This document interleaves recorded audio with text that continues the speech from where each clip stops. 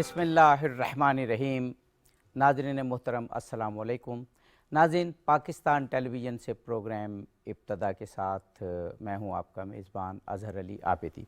नाज़रीन, माह मुबारक रमज़ान और इसकी रहमतें इस वक्त पूरी दुनिया पर साया फ़िगन हैं।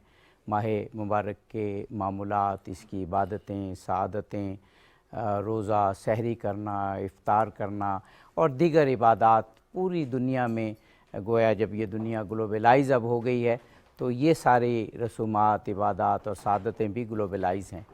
नाज़रीन, माह मुबारक रमज़ान इंसान पर इनफरादी तौर पर तो असर ज़रूर डालता है और एक रहमत और बरकत शामिल हाल होती है। इसके साथ साथ इसके मुआशरती और समाजी असरात भी बेहद हैं और पूरा मुआशरा भी इनफरादी इंसान की तरह, जैसे इंसान इनफरादी तौर पर इसमें रूहानी तौर पर तक़वियत पाते हैं, मज़बूत होते हैं, मुआशरे में भी बहुत सारी कदरें इसमें मज़बूत होती हैं। उसी पर आज हम गुफ्तगू करेंगे। हमारे साथ ऐसे एक्सपर्ट्स और माहिरीन मौजूद हैं जो इनफरादी तौर पर और मुआशरती तौर पर भी इंसान को और मुआशरे को बहुत बेहतर अंदाज में जानते और समझते हैं। हमारे साथ जनाब डॉक्टर मुस्तफ़ीज़ अलवी साहब मौजूद हैं। आप हमारे मुल्क की एक मारूफ़ यूनिवर्सिटी में सोशल साइंसेस के डीन हैं और बहुत अरसा हुआ आपको पढ़ाते हुए और ऐसे मौज़ूआत को पढ़ाते हुए भी और गुफ्तगू करते हुए भी। डॉक्टर आमना महमूद साहिबा हमारे साथ मौजूद हैं। आप भी हमारे मुल्क की एक मारूफ़ यूनिवर्सिटी में पढ़ाती हैं और सोशल साइंसेस में प्रोफेसर हैं। हमारे साथ मजहबी स्कॉलर मौजूद हैं और ये भी पढ़ाते हैं, जनाब डॉक्टर नदीम अब्बास बिलोच साहब। बहुत शुक्रिया अदा करता हूँ आप तीनों मेहमानों का। डॉक्टर साहब, अभी जैसे मैंने अपने बहुत ही मुख्तसर सरनामे में अर्ज़ किया कि रोज़ा एक रूहानी बालिदगी तो इंसान में पैदा करता है, एक इर्तका पैदा करता है, लेकिन उसके साथ साथ मुआशरे पर भी इसके असरात होते हैं। कुछ असरात आप उसमें बताइएगा और फिर बहस आगे और गुफ्तगू चलेगी तो मज़ीद बात होगी। बिस्मिल्लाहिर्रहमानिर्रहीम। रोज़ा जो है, इसके लिए अरबी का लफ्ज़ सौम या सियाम जो है, उसका मतलब ही ज़ब्त है, रोकना है। जी जी। और अगर इंसान अपनी इनफरादी सतह पर अपने कौल व अमल के हर पहलू को जब ज़ब्त में लाता है, नज़्म में लाता है, रोकना शुरू करता है, जी जी, तो रोज़े का हकीकी मफ़हूम दरअसल वहाँ से शुरू होता है। सिर्फ़ खाने पीने को रोक देने का नाम रोज़ा नहीं है। दरअसल अपनी निगाहों में एहतियात, अपने ज़ुबान पर एक इख्तियार और अपने अमल और अपने हाथ और क़ुव्वतों को रोक कर रखना, ये सौम और सियाम या रोज़ा है। अब जब हम समाज की बात करते हैं, मुआशरे की बात करते हैं, तो फ़र्द ही से मुआशरा बनता है। समाज की इकाई एक फ़र्द होता है। जी जी। जब एक हर फ़र्द ज़ब्त में आता है सौम के नतीजे में, रोज़े के नतीजे में, तो यकीनन पूरे मुआशरे पर, पूरे समाज पर उसके असरात शुरू हो जाते हैं। हमारी इनफरादी ज़िंदगी जब कायदे में आ जाती है, कानून और ज़ाब्ते में आ जाती है, इख्तियार और रोकने में आ जाती है, तो उसका असर फिर पूरे मुआशरे और पूरे समाज पर इस तरह से होता है कि वो अफराद अगर अपने आप को अपनी बेइतदालियों और बेइख्तियारियों से रोकना शुरू करते हैं और अपने इख्तियारात से दस्तबरदार होते चले जाते हैं, तो फिर ज़ाहिर बात है कि समाज में अमन, सुकून, इत्मीनान और नज़्म व ज़ब्त खुद ब खुद से पैदा होना शुरू हो जाता है। तो ये बुनियाद है दरअसल, जो मैं समझता हूँ कि सौम को या रोज़े को पूरे समाज के लिए ज़रूरी बना देती है। जी डॉक्टर साहिबा, आप इसमें कुछ ऐड करना चाहें कि आम तौर पर तो देखा यही गया है कि इंसान अपनी इनफरादी रूहानी तक़वियत के लिए रोज़ा रखता है और ध्यान भी इसी तरह होता है, लेकिन इसके साथ साथ फैमिली हो, ख़ानदान हो, मुआशरा हो, उससे भी इंसान जुड़ जाता है। और आप देखते हैं कि माह मुबारक रमज़ान में जहाँ इनफरादी इबादतें हो रही होती हैं, वहाँ इज्तिमाआत भी बहुत बढ़ जाते हैं। जी जी, क्योंकि आपने अभी तारुफ़ कराया तो और उसमें ये पता चला कि हम सब असातिज़ा हैं। जी जी। और दूसरी ये कि हम सोशल साइंसेस से रिलेटेड हैं। और आप देखिए कि सोसाइटी उसी वक्त स्टार्ट हुई जिस वक्त इंसान ने नज़्म व ज़ब्त इख्तियार किया। उससे पहले स्टेट ऑफ नेचर थी, उसमें सब कुछ था, हवा पानी था, नेमतें थीं और इंसान आज़ाद था अपनी मर्ज़ी करने के लिए। लेकिन जिस वक्त उसने साथ रहना शुरू किया तो उसको एहसास हुआ कि आपको एक डिसिप्लिन चाहिए, आपको दूसरे के हकूक़ का एहतराम चाहिए, तभी आपको अपने हकूक़ मिल सकते हैं। تو کائنات کا اپنا ایک ڈسپلن ہے. آپ دیکھیے کہ سورج ایک ہی جگہ سے روز نکلتا ہے اور صدیاں گزر چکی ہیں اس بات کو, ہزاروں سال ہو گئے ہیں, اور کسی دن بھی ایسے نہیں ہوا کہ اس نے اپنی جگہ بدلی ہو اور وہ مغرب سے نکل آیا ہو اور ظاہر ہے کہ دنیا بدل جائے گی. تو اللہ تعالیٰ کی جو کی اپنی مشیت ہے وہ ہے کہ انسان نظم و ضبط سے زندگی گزارے. اور یہ جو سارے ہی ریلیجن ہیں, آپ دیکھیے کہ کرسچینٹی میں آپ نے سنڈے کو جانا ہے چرچ عبادات کے لیے, سروسز کے لیے, اسی طرح سے جیوز نے سیٹرڈے کو جانا ہے, باقی سب کے بھی اپنے اپنے دن ہیں اور وہ ان کے لیے مقدس ہیں. لیکن مسلمانوں کے لیے بات اس سے بہت آگے ہے کہ آپ کا صرف ایک دن نہیں ہے, بلکہ ایک ٹائم نہیں ہے, بلکہ آپ کو مسلسل نظم و ضبط کے تابع رہنا ہے. آپ نے روز ہی فجر کی نماز پڑھنی ہے اور وہ ڈان سے پہلے پڑھنی ہے, سورج طلوع ہونے سے پہلے. اسی طرح سے سورج کے ڈھلتے ہی آپ کے اوپر ایک نماز ہے, مغرب اور سورج ڈھلنے کے درمیان میں ایک نماز ہے. اور مسلمانوں کو یہ سب چیزیں اس لیے بتائی گئیں کہ ان کی زندگی ایک مسلسل ضبط کے تابع ہو جائے. اور اس میں ایک بات اور خاص ہے کہ میں سمجھتی ہوں کہ جو ڈسپلن ہے وہ کسی بھی شعبے میں کامیابی کے لیے بہت ضروری ہے. تو جو روزہ ہمیں ڈسپلن سکھاتا ہے وہ ہماری ذات کا نہیں ہے, بلکہ وہ ہمارے آس پاس کے سب لوگوں کا ہے. اور شاید جیسے صبح بچے نہیں اٹھ رہے ہوتے, کیونکہ میں ماں بھی ہوں, میں روزہ افطاری سحری کا انتظام کرتی ہوں اور بچے اٹھ نہیں رہے ہوتے, تو مجھے اگر خود روزہ اپنا رکھنا ہے تو مجھے دوسرے کی بھی فکر ہے کہ اس کا روزہ نہ رہ جائے. تو اس کا مطلب ہے کہ وہ ڈسپلن جو ہم اپنی ذات میں سیکھتے ہیں وہ اپنے پورے گھر میں, پورے محلے میں, اور اس کے بعد پھر پورے آپ نے جو معاشرے میں پھیلا بتایا دیتے ہیں. اس سے یہ محسوس ہوتا ہے کہ خود ڈسپلن تو مقصود نہیں ہے نا, ڈسپلن قائم کر کے تو پھر کچھ مقاصد ہوتے ہیں. تو روزہ جو ہے وہ دراصل ان مقاصد کو حاصل کرنے کا ایک نام ذریعہ ہے نا, ایک ذریعہ ہے جو ہمیں بہت خوبصورتی کے ساتھ جزا و سزا کے نظام کے ذریعے ہمیں ایک طرف موٹیویٹ کرتا ہے کہ ہم نے ایک طاقت کے تابع رہنا ہے. یہ بہت بڑی بات ہوتی ہے. اور اس کے بعد یہ کہ ہم نے اس کے ثمرات دوسروں تک بھی پھیلانے ہیں, تو یہ دوسری معاشرے کے اوپر اثرات ہو گئے. بالکل سے. ڈاکٹر ندیم عباس بلوچ صاحب, ابھی جیسے ڈاکٹر مستفیض الوی صاحب نے کہا تھا نا کہ انسان ایک اکائی ہے اور پھر اس سے معاشرہ بنتا ہے, تو اس پہلو پر بھی تھوڑی سی بات کر لیتے ہیں کہ خود انسان جو ایک اکائی ہے وہ بھی ڈسپلن ہو جاتا ہے. جیسے بھی ڈاکٹر صاحبہ نے کہا نمازیں وقت پر پڑھنا, جو لوگ نماز وقت پر نہیں پڑھتے وہ پوری کوشش کرتے ہیں کہ ماہ رمضان میں نماز وقت پر ادا ہو, اور سحری اور افطار کا ٹائم تو ظاہر ہے وقت پر ہی ہوتا ہے. تو سب سے پہلے تو یہ انسان کو ایک ڈسپلن میں لے آتا ہے, اور جب انسان ڈسپلن میں آتا ہے تو پھر اس کے تمام کام جو ہیں ان پر بھی اس کا اثر پڑتا ہے اور وہ بھی نظم و ضبط کے پابند ہو جاتے ہیں. بسم اللہ الرحمن الرحیم. عابد صاحب بہت شکریہ آپ کا کہ آپ نے اس انتہائی اہم موضوع پر گفتگو کا موقع دیا. میرے استاد سر ڈاکٹر مستفیض الوی صاحب موجود ہیں. انہوں نے بالکل درست فرمایا کہ سماج بنیادی طور پر جو تشکیل پاتا ہے وہ فرد سے پاتا ہے. دیکھیں جو پہلا بڑا اثر میں دیکھتا ہوں معاشرے پہ بالحسن معاشرہ, وہ خدا اور معاشرے کا تعلق جو ہے وہ مضبوط ہو جاتا ہے. صحیح. آپ دیکھیے جب بہت سارے افراد مل کے جو ہے وہ اللہ کی اطاعت کے لیے نکل رہے ہوتے ہیں, تو دیکھیے وہ مسجدیں جو ماہ رمضان المبارک سے چند دن پہلے تک جو ہے وہ چند نمازیوں والی تھیں, وہ نمازیوں سے جو ہے وہ ایک فلڈ آ جاتا ہے, جگہ کم پڑ جاتی ہے, روڈ جو ہے اس پہ صفیں بچ جاتی ہیں, اس پہ نمازیں جو ہے وہ پڑھی جا رہی ہوتی ہیں. اور یہ بڑی اہم بات ہے.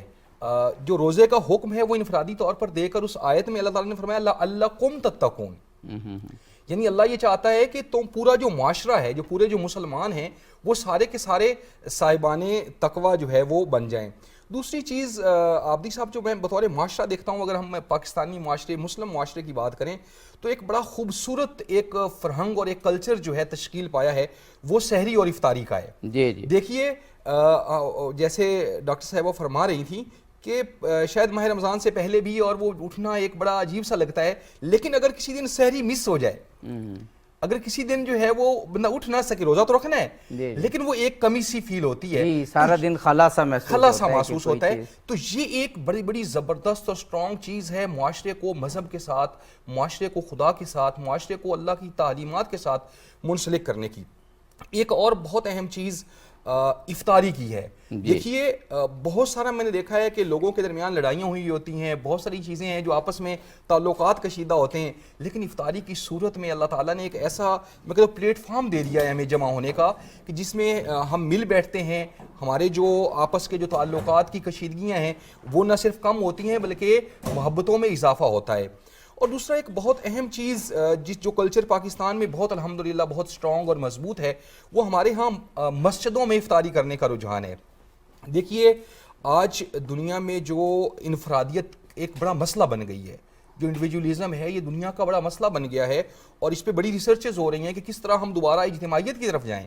تو یہ ایک بڑی برکت ہے ماہ مبارک رمضان کی, کہ اس میں ہم مسجد میں آ جاتے ہیں, ایک معاشرے کے ساتھ متعلق ہو جاتے ہیں, سماج کے ساتھ متعلق ہو جاتے ہیں, اور پھر جب ہم ایک لائن میں بیٹھ کے سب کے سامنے 2-2 4-4 کھجوریں رکھی ہوئی ہیں, تھوڑے سے پکوڑے رکھے ہوئے ہیں, جو تھوڑا سا پانی رکھا ہوا ہے وہ سامنے ہے, اور سب سامنے ممکن ہے کہ ایک بڑا بزنس مین بیٹھا ہوا ہو اور اس کے سامنے ایک ریڈی والا بیٹھا ہوا ہو, ادھر ایک پروفیسر بیٹھا ہوا ہو اور ایک سامنے چوکی دار بیٹھا ہوا ہو. تو یہ دیکھیں یہ سماج جو ہے اس کو روزہ جو ہے وہ ایک یونٹی کا پیغام دے رہا ہے, اور اس کے اندر جو ایک تفاوت آ چکا ہے, جو ایک کلاسزم آ چکی ہے, اس کلاسزم کے بت کو توڑ رہا ہے. جی بہت خوب بہت خوب. ڈاکٹر مستفیض الوی صاحب, یہ انفرادیت سے انفرادی ہونے سے اجتماع کا اجتماعیت کی طرف سفر ہے جس میں روزہ ہمارا بڑا معاون ہے, لیکن ظاہر ہے کہ سب سے پہلے تو تہذیب نفس, تزکیہ نفس, اپنے باطن کو اور ظاہر کو بھی سنوارنے کا عمل انفرادی انسان کرتا ہے, اور پھر ہی وہ ریفلیکٹ ہوتا ہے معاشرے میں. ایک چیز جو معاشرے کی ترقی میں خواہ انفرادی ہو خواہ اجتماعی ہو بہت اہم ہوتی ہے, بلکہ جو ماہر سماجیات کہہ لیجئے اور اجتماعی نفسیات کے ماہرین کہہ لیجئے, وہ اس کو اولیت دیتے ہیں کہ پہلی چیز ہے وہ ہے ارادے کی مضبوطی, کہ انسان کا ریزولو کسی چیز کو حاصل کرنے میں ہو جائے, تو اس کے بعد پھر جو بھی معاشرہ اپنے اہداف جو ہے وہ ان کی تعمیر کرتا ہے یا اہداف مقرر کرتا ہے, اس کی طرف بڑھنا آسان ہو جاتا ہے. تو خود روزہ اس میں کتنا معاون ہے ارادے کی مضبوطی میں, ریزولو کو اور مضبوط کرنے میں. جی یہ شروع ہی ارادے سے ہوتا ہے. جب ہم یہ کہتے ہیں کہ ہم اللہ کے حکم پر اپنے وہ جائز امور بھی روک رہے ہیں جو کہ اگر یہ رمضان المبارک نہ ہو یا میں روزے کی نیت سے نہیں ہوں تو میرے اوپر وہ حلال ہیں, میں ان چیزوں کو بھی روک رہا ہوں. تو یہاں سے اس کے ارادے کی مضبوطی اور بنیاد شروع ہوتی ہے. دوسرا پہلو میں عرض کروں گا کہ انسان کی زندگی کے بنیادی طور پر جو 4 پہلو ہیں نا, کہ ایک اس کے اندر ایمان اور فیتھ اور یقین ہوتا ہے, عقیدہ ہوتا ہے, ایک تصور یا ورلڈ ویو ہوتا ہے جس کو میں کہتا ہوں کہ اس کا ایکچولی ورلڈ ویو ہوتا ہے, اس کا بلیف سسٹم ہوتا ہے. صحیح. دوسرا اس کا کوئی نہ کوئی رسوم عبادت کے ساتھ ہر فرد جڑا ہوا ہے, اس کے ہر انسان کے اندر ایک خانہ خدا ہے اور اس کی وہ عبادت میں مصروف ہوتا ہے. اور تیسری چیز اس کا اخلاق ہے, یعنی اس کی وہ پہچان, اس کی معمولات, اس کی عادات, اس کی زندگی گزارنے کا سلیقہ وہ بتاتا ہے کہ یہ کس عقیدے, ایمان اور تعلق اس سے رکھتا ہے. اور پھر چوتھی چیز اس کا معاملہ ہوتا ہے کہ دوسرے انسانوں کے ساتھ اس کا برتاؤ اور طریقہ کیا ہے. میں یہ سمجھتا ہوں کہ روزہ ایمان سے شروع ہوتا ہے اور اس کی عبادت کے ذریعے انسان کی وہ عبادت میں جو سارا دن رہتا ہے تو وہ اس کی تربیت کر رہا ہوتا ہے. اور اس کے بعد سب سے زیادہ اثر جو انسان کے اوپر روزے کا ہے وہ اس کے اخلاق پر ہے. بالکل. اور اخلاق کے نتیجے میں اس کا جو معاملہ ہے دوسرے کے ساتھ, اس میں ساری اخلاقیات اس کی روزے کے ذریعے سے آ جاتی ہیں. اب جو آپ نے جیسے فرمایا کہ وہ ارادہ میں کیا رول ہے, کیا اس کا روزے کا, تو ظاہر بات ہے کہ یہ یہاں سے جب شروع ہوتا ہے کہ میں اس لیے رک رہا ہوں کہ میرے رب کا کہنا ایسے ہے, اور یہ وہ ساری چیزیں ہیں جو میں اپنے نفس کی, اپنے باطن کی صفائی کے لیے میں یہ کر رہا ہوں. تو اس سے دراصل ارادے کی مضبوطی نہ صرف شروع ہوتی ہے بلکہ پھر پورا دن اس کی مشق جاری رہتی ہے. اس کو بار بار خواہشات کی جو اور طلب کی جو ایک آرزو اندر آتی ہے اس کو وہ روک کے رکھتا ہے, اور وہ ارادے کی پختگی پھر شام تک اس کو افطاری تک ایک انبساط اور فرحت کے ساتھ جوڑ دیتی ہے. اور اس لحاظ سے میں سمجھتا ہوں کہ ارادے کا جو جڑا ہوا روزے کے ساتھ تعلق ہے. اور اس میں یہ عرض کروں کہ جو انسان کا روزے کے نیت سے ہونا، روزے میں ہونا جس کو ہم کہتے ہیں، جس کو اللہ کے رسول صلی اللہ علیہ وسلم نے جو فرمایا ہے کہ وہ انسان اپنا رد عمل روک دیتا ہے کسی بھی طرح کا، اور رد عمل روکنا وہ ارادے کی مضبوطی ہی کا کام ہے کہ اس سے آپ اپنے آپ کو سنبھال لیتے ہیں۔ اور آپ صلی اللہ علیہ وسلم نے جو فرمایا نا کہ میں روزے سے ہوں، اتنا کہہ دو جب تمہیں کوئی گالی دی جائے یا تمہیں، تو یہ دراصل وہ ضبط ہے جو ارادے کی بدولت ہی انسان اپنے اوپر بار بار اس کو طاری کرتا رہتا ہے۔ میں یہ سمجھتا ہوں کہ جو ابھی یہاں بات کی گئی کہ قرآن نے روزے کی فرضیت کے ساتھ لعلکم تتقون جو فرمایا، تو تقوی کا ایک معنی جو ہے وہ احتیاط ہے، ہر درجہ احتیاط، اور متقی ہوتا ہی وہ ہے جو حد درجہ تک محتاط ہوتا ہے۔ صحیح۔ اب روزہ سکھاتا ہی احتیاط ہے، اپنے آپ کو روکنا ہے، ٹھہرنا ہے، احتیاط کرنی ہے، اور زبان کی احتیاط ہے، ہاتھ کی احتیاط ہے، اور اپنے اختیارات کی احتیاط ہے۔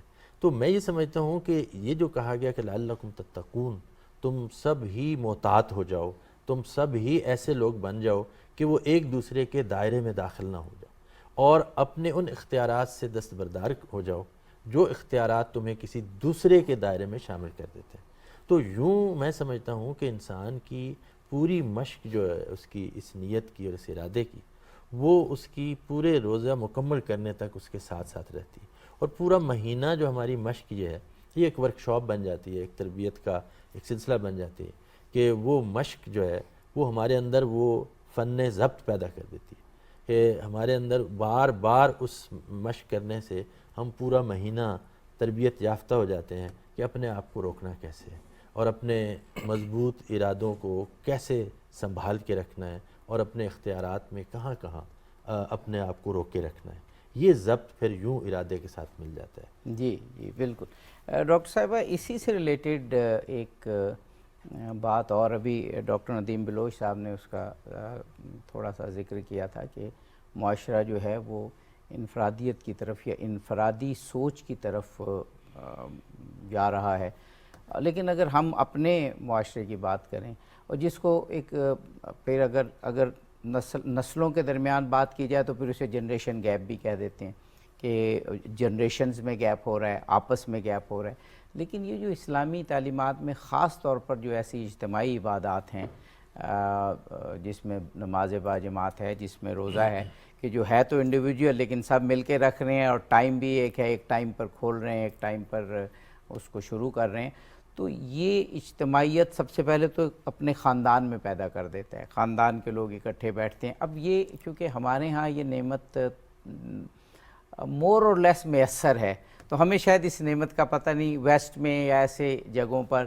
جہاں جنریشن گیپ بہت زیادہ ہے، خاندانی نظام اس طریقے سے نہیں ہے، تو وہاں پر اس کی اور زیادہ اہمیت ہوگی۔ لیکن ہمارے یہاں بھی ہے کہ سال کے باقی حصوں میں بچے چاہے کہیں بھی کھانا کھائیں، بڑے کہیں بھی کھائیں، لیکن ان دنوں میں سحری افطاری اکٹھے، یہ جنریشن گیپ کو بھی ختم کرتی ہے اور خاندانی جو نظام ہے اس کو مضبوط کرتی ہے، اور یہ ایک بہت بڑا سماجی اثر ہے۔ ہاں بالکل صحیح بات کی ڈاکٹر بلوچ صاحب نے بھی ابھی یہی بات کی، آپ بھی اس کو ہی بڑھا رہے ہیں کہ دیکھیے آگے پیچھے تو ٹائمنگز فرق ہے نا، میں 5 بجے گھر گئی، بچہ 6 بجے گھر آیا، جو آیا اس کو بھوک لگی تھی اس نے کھانا کھا لیا، لیکن اب تو ایک پورا نظم و ضبط ہے جو مغرب کی نماز کے ساتھ ہی روزہ کھولنا ہے آپ نے، اذان کا انتظار کر رہے ہیں، ایک بچے کی ڈیوٹی لگی ہوئی ہے کہ وہ دروازے پہ کھڑے ہو، ایک بچہ ٹی وی لگا کے بیٹھا ہوا ہے کہ اعلان ہو، اور سب نے ایک ہی وقت کھولنا ہے، اور وہ بھی کہ آپ کے سامنے ساری نعمتیں سجی ہوئی ہیں لیکن آپ رکے ہوئے ہیں اللہ کے لیے، اور آپ اپنے بچوں کو خود ہی سے کہہ رہے ہیں، بچہ اب چاہ رہا ہے اور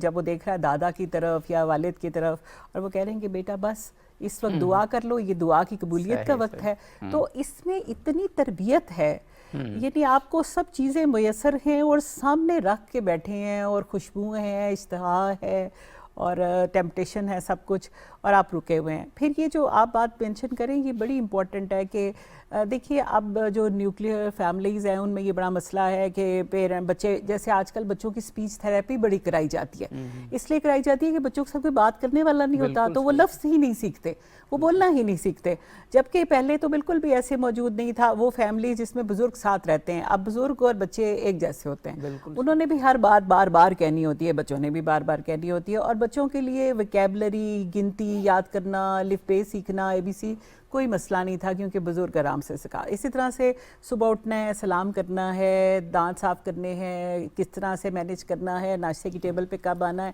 یہ بزرگ خود بخود بتا دیتے. اور جو ہم نے سیکھا وہ یہ کہ آپ کہنے سے کم اور دیکھنے سے زیادہ سیکھتے ہیں. تو یہ جو روزہ ایک ایسی عبادت ہے، اور نہ صرف انڈیویجول بلکہ اجتماعی لحاظ سے، جیسے ڈاکٹر صاحب ابھی مینشن کر رہے تھے کہ مسجدوں میں دسترخوان لگ جاتے ہیں، اور جو لوگ کیونکہ خدا کا خوف اور ایک محبت اس وقت اتنی زیادہ ہو گئی ہوتی ہے کہ یہ جو ساری چیزیں ہمیں بتائی گئی تھیں کہ آپ نے شیئر کر کے کھانا ہے، آپ نے ہمسائے کے حقوق کا خیال رکھنا ہے، اپنی بھوک سے پہلے دوسروں کو دیکھنا ہے، اور وہ سب لوگ پریکٹیکلی کر رہے ہوتے ہیں اور کسی مجبوری سے نہیں کر رہے ہوتے بلکہ اللہ کے لیے کر رہے ہوتے ہیں. تو اس میں پھر کوئی ڈپرائیو نہیں رہتا، آپ کی فیملی ایکسپینڈ ہو جاتی ہے. وہ صرف آپ کا گھر نہیں ہوتا، آپ شام کو پکوان بناتے ہیں اور محلے کے سب گھروں میں بیچ دیتے ہیں. آپ کی نیت ثواب کی ہوتی ہے کہ جتنے لوگ کھائیں گے اتنا ثواب آپ کو حاصل ہوگا. تو یہ ثواب کی نیت سے ایک انٹیمیسی، ایک ریسیپروکیشن کہ وہ بھی آپ کی طرف بھیجیں گے کہ کل ان کی طرف سے آیا تھا، اور وہ بھی اس لیے بھیجیں گے کہ 4 لوگ ان کے گھر میں بھی روزہ کھولیں گے تو ہمیں ثواب حاصل ہوگا.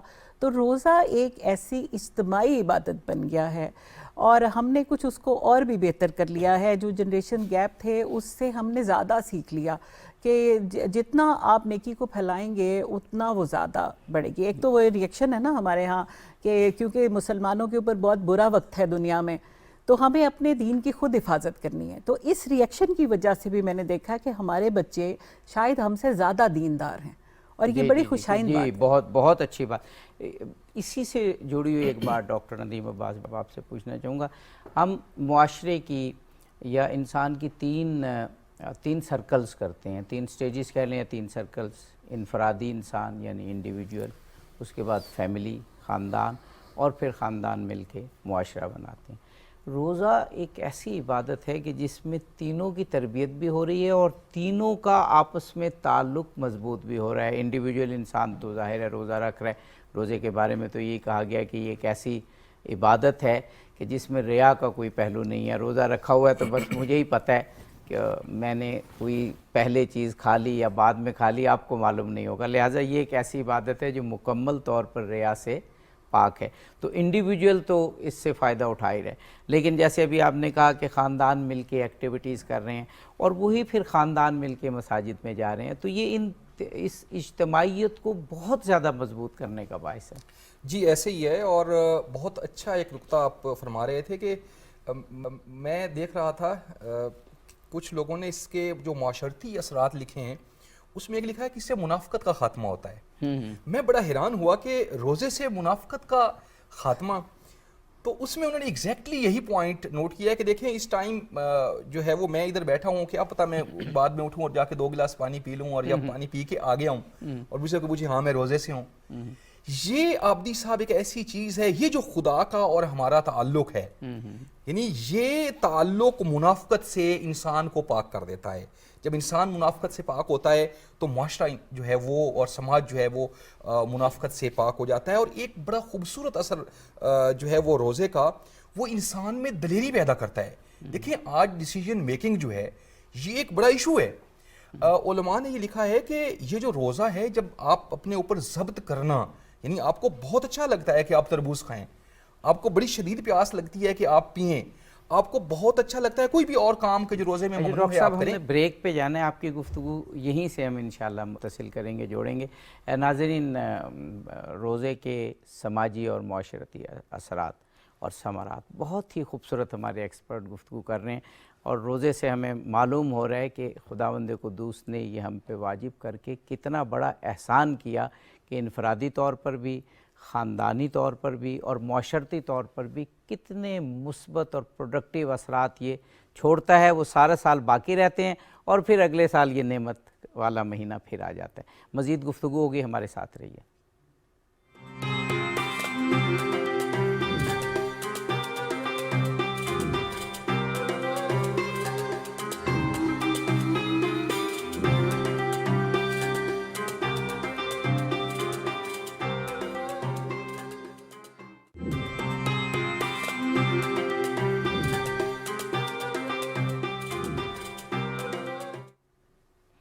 ناظرین پروگرام میں ایک مرتبہ پھر خوش آمدید کہتے ہیں. پروگرام ابتدا اور اس میں ماہ مبارک رمضان کی برکتوں، سعادتوں، مغفرتوں کے حوالے سے گفتگو، اور خاص طور پر آج جو ٹاپک ہے کہ روزے کے سماجی اور معاشرتی اثرات کیا ہیں.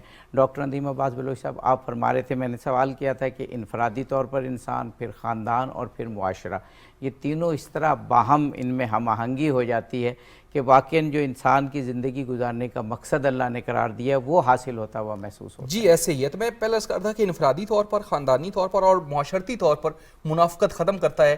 اور دوسرا اس کا جو خوبصورت اثر ان تینوں سٹیجز پہ ہے، وہ ان تینوں کو اگر ٹرو میننگز میں ہم جو ہے وہ روزہ رکھ رہے ہیں تو اس کا ایک اثر جو ہے وہ دلیر ہونا ہے کہ انسان پھر سب سے مضبوط، سب سے مشکل کام عابدی صاحب یہ ہوتا ہے کہ انسان خود کو روکے.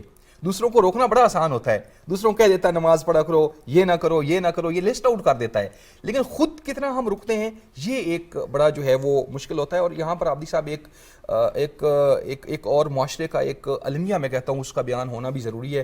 دیکھیں ماہ مبارک رمضان جو ماہ تربیت تھا، جو ماہ اطاعت تھا، جس میں اللہ کی فرما برداری کرنی تھی، جس میں میں کہتا ہوں کہ یہ جب اللہ کا مہینہ ہے تو مخلوق خدا جو خدا کا کنبہ ہے اس کے لیے آسانیاں پیدا کرنا اس کا ایک ایکچول مقصد بھی تھا.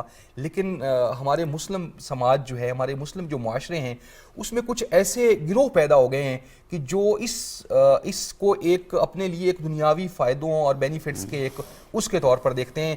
دیکھیں اس کا ضروری نہیں ہے کہ ایک دکان والا جو ہے اس پہ اس کا صرف یہ اثر نہیں ہے کہ وہ افطاری کرے، صرف یہ اثر نہیں ہے کہ وہ خاندان کو ملائے، اس کے اوپر یہ اثر بھی ہونا چاہیے کہ جو سامان بیچ رہا ہے وہ ٹھیک سامان بیچے.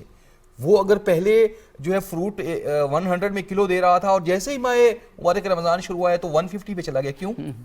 پہلے جو ہے وہ بیسن جو ہے فار ایگزامپل 200 پہ مل رہا تھا تو ابھی 400 پہ کیوں چلا گیا؟ اس کو بھی روزے کا ایک معاشرتی اثر کہہ سکتے ہیں، لیکن منفی اثر. جی میں یہ کہہ رہا ہوں جو کہ ہمیں نہیں کرا. جی ایگزیکٹلی میں یہ کہہ رہا ہوں کہ روزہ اس سے روکتا ہے. یعنی ہر ایک کے لیے روزے کا اثر ڈیفرنٹ ہونا چاہیے. ایک ٹیچر کے لیے بھی ہونا چاہیے، وہ ٹیچر کے لیے جہاں دیگر اثرات ہو رہے ہیں وہ اپنی جگہ پر، لیکن میرے لیے ایز اے ٹیچر جب میں پڑھا رہا ہوں تو میں زیادہ بہتر پڑھاؤں. بالکل بالکل. ڈاکٹر مستفیض الوی صاحب، ایک اور چیز، اثرات تو بہت زیادہ ہیں اگر جب ہم دیکھتے چلے جائیں، اور میں نے جیسے کہا نا کہ یہ نعمت نہ ہو تو پھر ہمیں معلوم ہوگا کہ یہ کتنی بڑی نعمت ہے. جیسے جنریشن گیپ ماشاءاللہ الحمدللہ ہمارے یہاں اتنا نہیں ہے، لیکن جہاں ہے تو معلوم ہوتا ہے کہ یہ کتنا بڑا عذاب ہے. ایک اور چیز روزے میں رسول پاک ختم مرتبت محمد مصطفیٰ صلی اللہ علیہ وآلہ وسلم نے بہت زیادہ بتائی، وہ اس کو میں اگر جدید زبان میں بات کروں تو کمیونیکیشن سکلز، کہ جب روزہ رکھا ہوا ہو تو آپ نے گفتگو کیسے کرنی ہے، آپ نے اگر کوئی دوسری طرف سے شدت یا تندی آ رہی ہے آپ نے اس کا جواب کیسے دینا ہے، آپ نے کس طرح اپنے آپ کو کمپوز کر کے رکھنا ہے کہ روزے کی حالت میں معلوم ہو کہ معاشرے سے خوش خلقی، حسن اخلاق اور ایک دوسرے کے ساتھ مثبت روابط کی قدریں مضبوط ہوں. تو اس طرف بھی ہمارا دھیان ہونا چاہیے. یہ روزہ نہیں ہوگا کہ اگر ہم روزے سے ہیں اور بد اخلاقی کر رہے ہیں. وہ بتائیے گا کہ خود رسول اللہ نے تہذیب گفتگو اور یہ تہذیب ہمیں روزے کے دوران خاص طور پر بتائی. یہ بہت اہم بات ہے. قرآن نے انسانی باطن کے جو 3 حصے کیے ہیں اس میں ایک تو یہ ہے کہ انسان ہر وقت بے چین ہوتا ہے اپنی خواہشوں کی تسکین کے لیے، تو ایک حصہ اس کی ذات کا یہ ہے. ایک اس کی ذات ہی میں قدرت نے ایک ایسی چیز رکھی ہے جو پہچان کرتی ہے کہ یہ غلط اور صحیح ہے، اور وہ اس کو روک دیتی ہے کہ یہ ایسا نہیں کرنا. یہ نفس لوامہ جسے کہا گیا. اور پھر تیسری چیز جو انسانی باطن کی کیفیات میں ہے وہ نفس مطمئنہ ہے. وہ اطمینان و سکون پا جاتا ہے کہ اس نے ایک اچیومنٹ، ایک کام مکمل کر لیا. روزے کا معاملہ یہ ہے کہ وہ ان تینوں کے اوپر براہ راست اثر انداز ہو رہا ہے. بالکل صحیح. کہ خواہشات کو روکنا، اب خواہشوں کے جو روکنے میں زبان کا بہت اہم رول ہے کہ زبان کے ذریعے انسان اصل اپنے باطن کا تعلق خارج سے قائم کرتا ہے. جس طرح اپنی آنکھوں کے ذریعے وہ باہر جھانکتا ہے، اس طرح زبان کے ذریعے وہ باہر تعلق بناتا ہے. تو زبان کو روکنے سے جو ہمیں سیرت پاک اور احادیث مبارکہ میں آفات اللسان کی فرمایا گیا ہے کہ زبان کی آفات بہت ہیں، تو ان آفات سے بچنے کا روزہ بہترین موقع مہیا کر دیتا ہے۔ اور دوسرا آپ نے جیسے کہا کہ اس میں آداب گفتگو تو خود آ جائیں گے کہ پہلا ادب تو ہے ہی ہوئی ہے کہ میں یہ جان لوں کہ مجھے بولنا کتنا ہے۔ صحیح، یہی معاملہ کہ سننا مجھے اگر دوگنا ہے تو ایک گنا بولنا ہے، یہ مجھے میرے 2 کان اور میری 1 زبان سکھا رہی تھی۔ لیکن مجھے روزے نے کہا کہ دیکھو پہلے یہ کہ تمہیں کتنا بولنا ہے، اور جب کوئی اور کہے کچھ تو اس کے رد عمل میں کتنا کہنا ہے، اور پھر اس کو کس سلیقے سے کہنا ہے۔ اس میں جیسے عرض کیا کہ وہ احتیاط، وہ اپنے رب کے سامنے حضوری کا تصور، وہ پھر خواہشات کو روکنے کے لیے اپنے آپ پر ضبط، یہ نفس امارہ جو ہے یا انسان کے اندر خواہشات کی طلب والا جو حصہ ہے، اس باطن کو روزہ یوں قابو میں لاتا ہے۔ اس کے بعد انسان کا جو دوسرا حصہ ہے اس کے باطن کا ہے، وہ اس کو ضمیر جو ہے ہر وقت مطلع کر رہا ہے کہ تم یہ بات درست کر رہے ہو یا غلط کر رہے ہو۔ یہ جب روزہ خود احتسابی کی طرف لے کر جاتا ہے تو آپ خود بخود رک کر ٹھہر کر سوچتے ہیں کہ میری زندگی کے سارے لمحات کیسے گزر رہے ہیں، اور اس میں خاص طور پر آپ کا قول اور عمل، یعنی قول سب سے پہلے آتا ہے۔ اور یہ خود احتسابی پھر انسان کو روزے کی اس پوری مشق کے ذریعے سے اس نفس مطمئنہ پر لے جاتی ہے کہ جو اللہ کے پیارے رسول کا فرمانا ہے کہ جو روزے دار کی خوشیاں 2 ایسی ہیں کہ جو کسی اور کو نصیب نہیں ہو سکتی۔ ایک وہ جو شام میں افطاری کے دور قبل ہوتی ہے، وہ سینس آف اچیومنٹ ہے کہ میں نے پورا دن ضبط کا ایک پورا پہاڑ تھا جس کو میں نے سر کر لیا ہے، اور اپنے رب کے حضور میں اپنے اس اطمینان کے ساتھ اس لذت کو کوئی اور پا نہیں سکتا جو اس سے خود جو خود ضبط میں سے گزرا ہوا ہے۔ اور پھر دوسری خوشی اس کی وہ ہوگی جو اس کو رب کائنات کا دیدار نصیب ہوگا، اور وجوہ یومئذ ناظرہ الی ربہا ناظرہ، اس دن چہرے جو ایسے ہوں گے اپنے رب کی طرف دیکھ رہے ہوں گے، اور وہ جو مسرت اور انبساط ان کو ملے گا۔ اس کی تو خیر کیا ہی بات ہے، وہ تو روایات میں آتا ہے نا کہ جب قیامت کے روز بہت سخت آئیں گے تو ایک ندا آئے گی کہ کہاں ہیں روزے دار، اور ان کو VIP بنا کے وہاں لایا جائے گا، اور پھر ایک خاص دروازہ ہے جنت کا کہ جس میں ان کو گزارا جائے گا، یعنی سارا VIP ٹریٹمنٹ قیامت کے روز ہوگا۔ یہ اطمینان جو انسان کو نفس مطمئنہ کی طرف لے جائے۔ ڈاکٹر صاحبہ، جب رسول اللہ ختم مرتبت محمد مصطفیٰ صلی اللہ علیہ وآلہ وسلم سے روزے کی اور ائمہ طاہرین صحابہ کرام سے روزے کے بارے میں پوچھا گیا تو پھر روایات اور احادیث میں بہت ساری چیزیں بتائی گئیں۔ روزے کا مقصد پوچھا گیا تو ایک لائن میں حدیث میں آیا کہ روزہ اس لیے فرض کیا گیا تاکہ غنی اور فقیر، امیر اور غریب برابر ہو جائیں، اور امیر بھی وہ بھوک کا مزہ چکھیں، اور ان کو تھوڑا احساس ہو کہ اگر آدمی غریب ہو اور اس کے پاس وسائل نہ ہوں اور بھوک ہو تو آدمی کس حالات سے گزرتا ہے۔ تو یہ ماہ رمضان میں میرا خیال ہے بہت اچھے طریقے سے حاصل ہوتا ہے، اور اسی لیے ماہ رمضان میں افطاری اور خیرات اور صدقہ اور ایک دوسرے کے غم بانٹنا یہ بہت زیادہ ہو جاتا ہے۔ جی دیکھیے، یہ تو روزے کا ایک معاشی پہلو ہے۔ دنیا میں جتنا فساد ہے وہ اس لیے کہ ہیوز اینڈ ہیوز ناٹ کے درمیان بہت فرق ہے، تو ہم نے بہت بھگتا اس کو کہ کولڈ وار چلتی رہی، capitalism, free market economy, opportunities, اور جس کو زیادہ مل گئی وہ پھر اتنی ایکسپلائٹ کر رہا ہے کہ دوسروں کو کے اوپر زندگی تنگ کر دی اس نے۔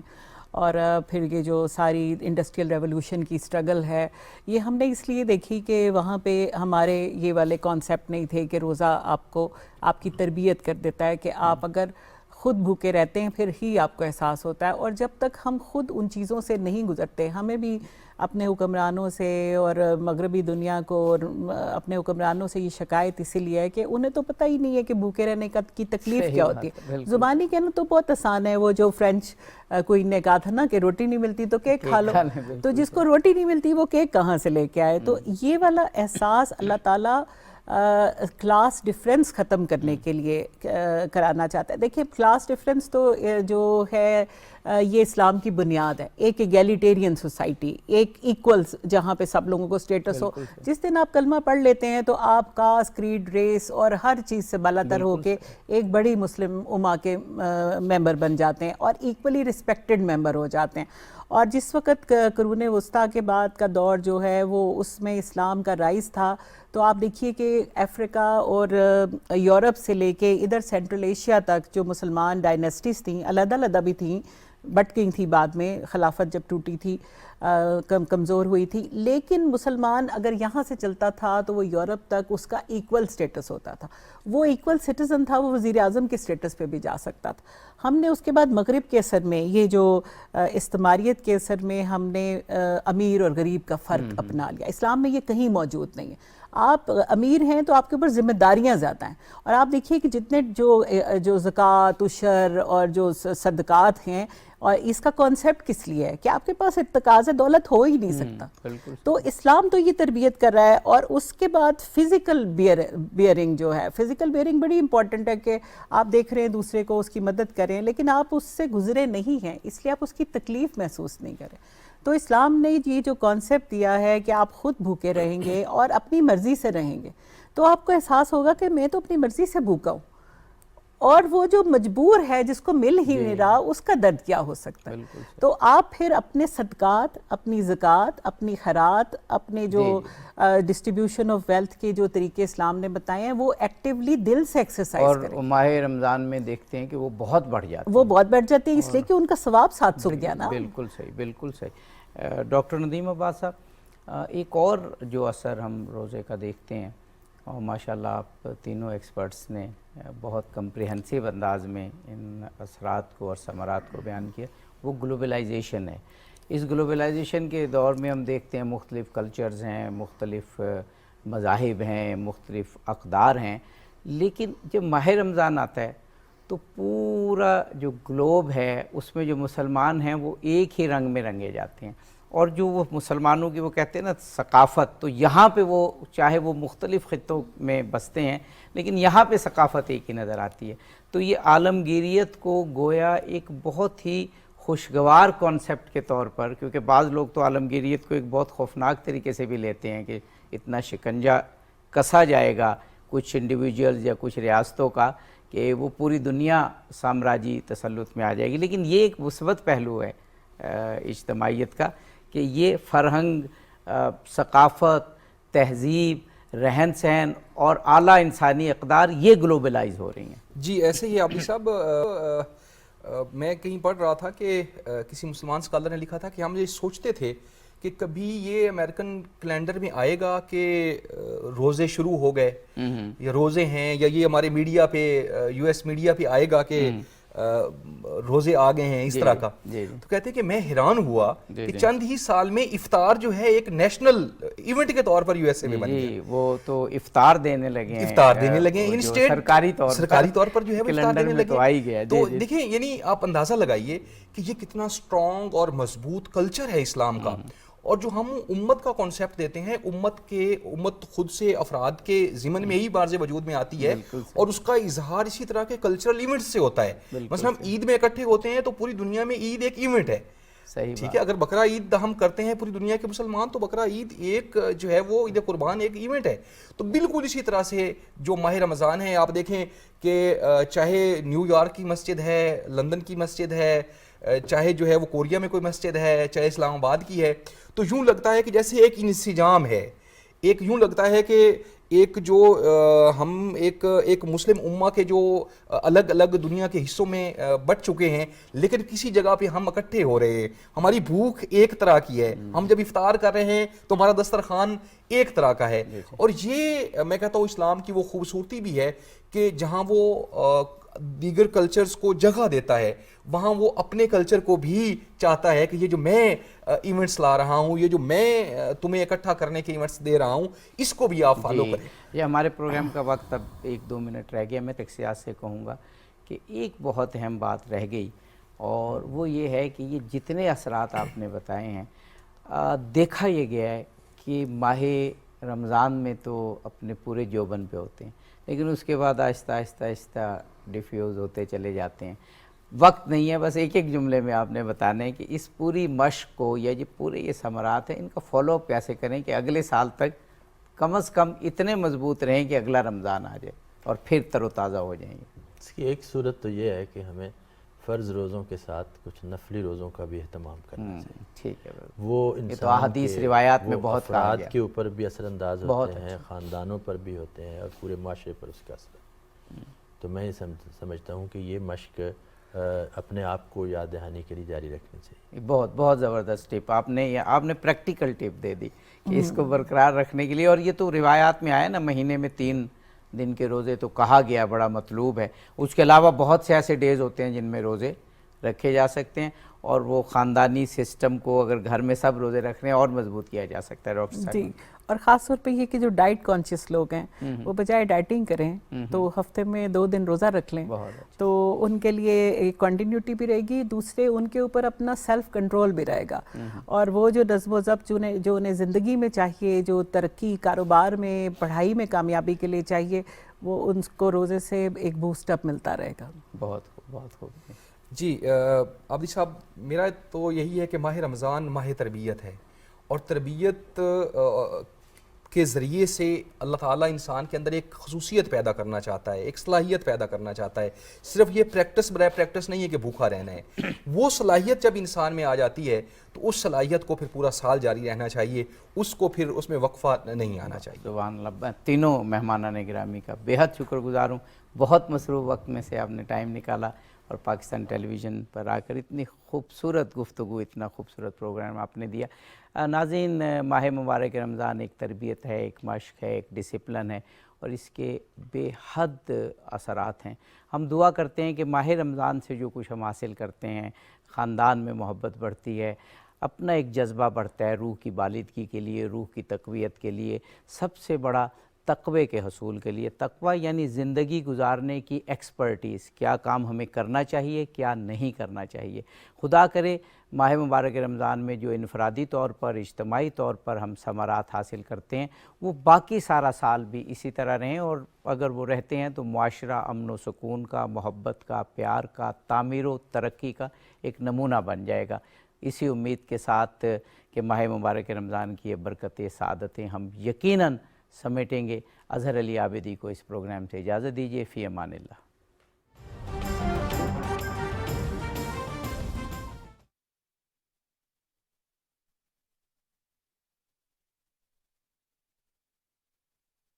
رمضان